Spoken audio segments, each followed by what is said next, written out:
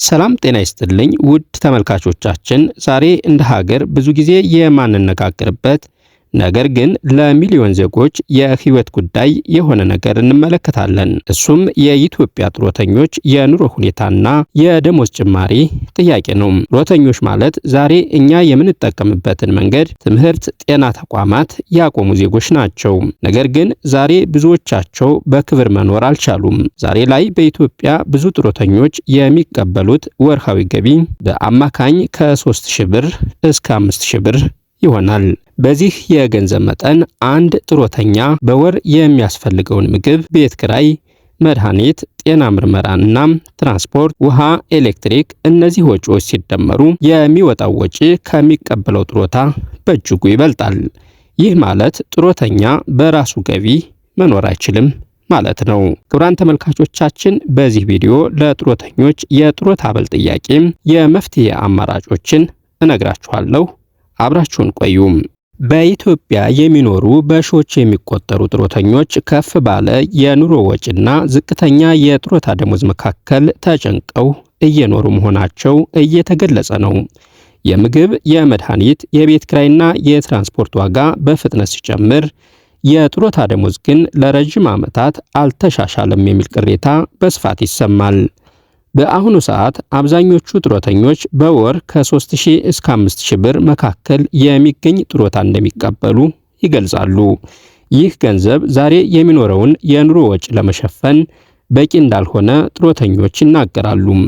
በተለይ ለአረጋዊ ዜጎች አስፈላጊ የሆነው የጤና አገልግሎትና መድኃኒት ወጪዎች ችግሩ እያባባሰው መሆኑ ተጠቅሷል።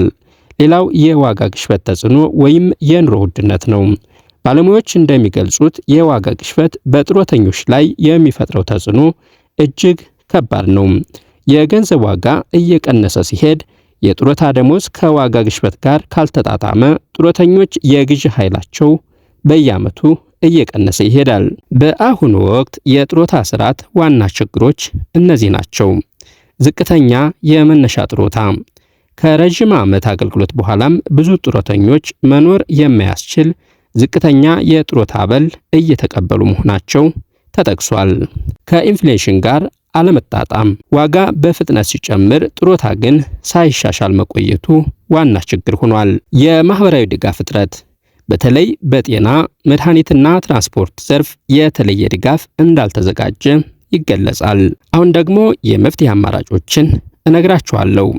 አንደኛ፣ ከኢንፍሌሽን ጋር የተጣጣመ የጡረታ ጭማሪ በዓመት ቢያንስ አንድ ጊዜ የዋጋ ለውጥን የሚከተል የጡረታ ማሻሻያ መፈጸም። ሁለተኛ፣ ዝቅተኛ የጡረታ መጠን መወሰን። መሰረታዊ የኑሮ ወጪን የሚሸፍን ዝቅተኛ መጠን በሕግ መወሰን። ሶስተኛ፣ የጤናና መድኃኒት ድጋፍ። ነፃ ወይም ቅናሽ ያለው የጤና ኢንሹራንስ እንዲሁም በመድኃኒት ላይ የዋጋ ቅናሽ ማዘጋጀት። አራተኛ፣ የጡረታ ፈንድ ትክክለኛ አስተዳደር። የጡረታ ፈንዱ በልማት ፕሮጀክቶች ላይ በመዋል ተጨማሪ ገቢ እንዲፈጥር ማድረግ። ጡረተኞች እርዳታ ወይም ልመናም አልጠየቁም።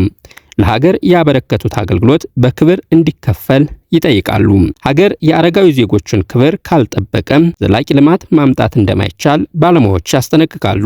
የኢትዮጵያ ጡረተኞች የደሞዝ ጭማሪ ጥያቄ የግል ጉዳይ ሳይሆን የሀገር አቀፍ ማህበራዊ ጉዳይ ነው።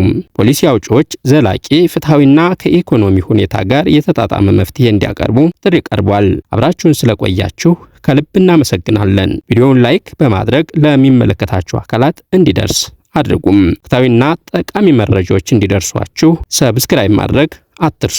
መልካም ጊዜ ይሆንላችሁ።